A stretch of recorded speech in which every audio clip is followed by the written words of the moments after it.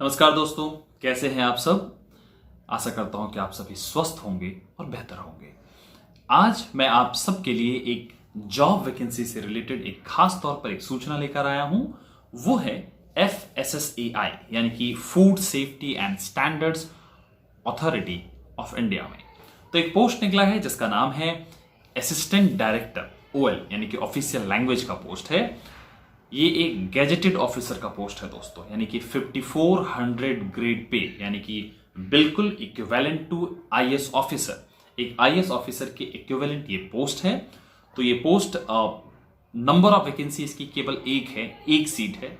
लेकिन जैसा कि मैं हमेशा कहता हूं कि किसी भी कैंडिडेट को बस एक सीट की ही आवश्यकता होती है। तो आप ये माने कि आप उस एक सीट के लिए कॉम्पीट कर रहे हैं और आपकी सफलता पक्की होगी। तो मैं जरा बता दूं कि इसका डिस्क्रिप्शन क्या है।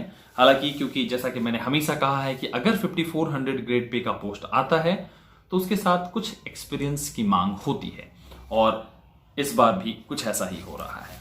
तो एक्सपीरियंस कुछ ऐसे मांगा गया है कि आप अगर स्टेट गवर्नमेंट या फिर सेंट्रल गवर्नमेंट या फिर PSU या फिर किसी ऑथराइज्ड रिसर्च इंस्टीट्यूट में अगर आप जॉब कर रहे हैं, किस लेवल पर अगर आप जॉब कर रहे हैं, अलग अलग ग्रेड के हिसाब से जॉब रखा गया है, अलग अलग बेसिक के हिसाब से। अगर आप पे लेवल 8 यानी कि जो न्यू जो पेंशन स्कीम है, सॉरी न्यू जो पेमेंट स्कीम कह सकते हैं आप, उसके अकॉर्डिंग अगर आप पे लेवल 8 पर हैं तो आपके पास 2 साल का एक्सपीरियंस होना चाहिए, 2 इयर्स एक्सपीरियंस।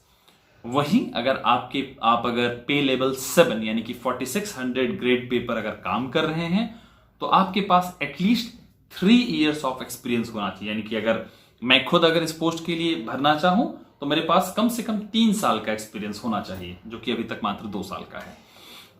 अगर आपके पास आप अगर पे लेवल 6 पर काम कर रहे हैं तो आपके पास 8 इयर्स ऑफ एक्सपीरियंस होना चाहिए, 8 साल का एक्सपीरियंस होना चाहिए।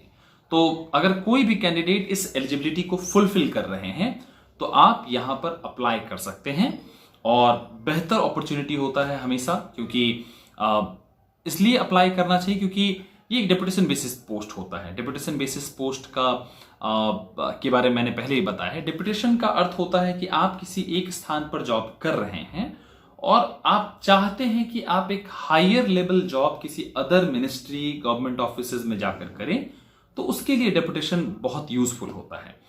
मैं थोड़ा सा इसे और एक्सप्लेन करूं जिन्हें ये बात समझ में नहीं आई होगी, कि सपोज करिए कि मैं एक मिनिस्ट्री में लेवल 7 ग्रेड पे लेवल 7 पर जॉब कर रहा हूं, यानी कि 4600 ग्रेड पे पर जॉब कर रहा हूं, और अगर मैं चाहता हूं कि मैं as a gazetted officer 5400 grade pay पर जाकर जॉब करूं, तो उसके लिए मिनिमम क्राइटेरिया क्या रखा गया, 3 साल। लेकिन मैं इसी मिनिस्ट्री में रहते हुए जहां मैं जॉब कर रहा हूं, हो सकता है कि मेरे प्रमोशन का जो टाइम होगा, वो ड्यूरेशन होगा, हो सकता है कि वो 5 साल के बाद आए, आइदर हो सकता है वो 6 साल के बाद आए।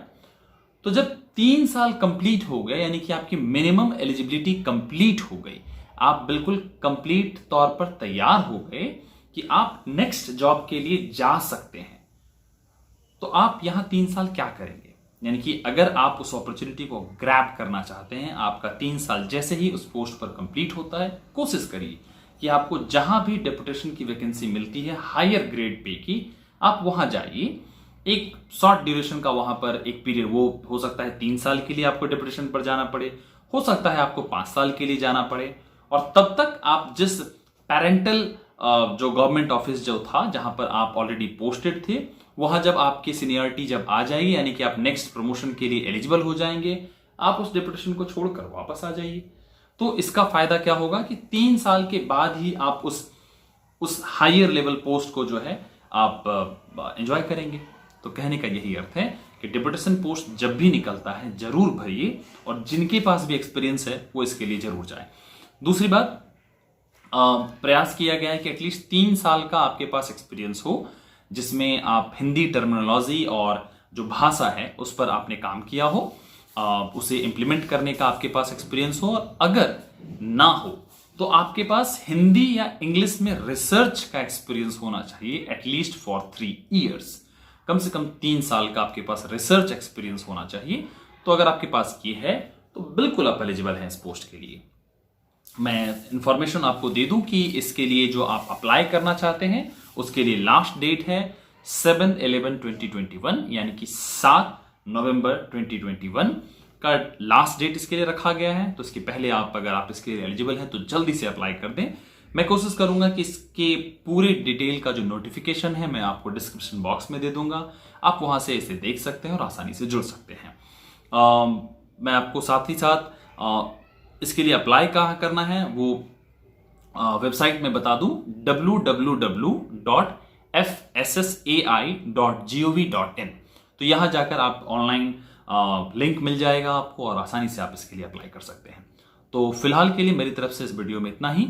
आप जरूर अप्लाई करें और अगर इसके बाद भी आपके पास कोई डाउट है, कोई क्वेश्चन है, तो ये मेरा इंस्टाग्राम लिंक है, आईडी है, तो आप इस पर मुझसे कांटेक्ट कर सकते हैं। तो फिलहाल के लिए इस वीडियो में आपका इतना ही और बहुत बहुत शुक्रिया, बहुत बहुत धन्यवाद। Thank you so much.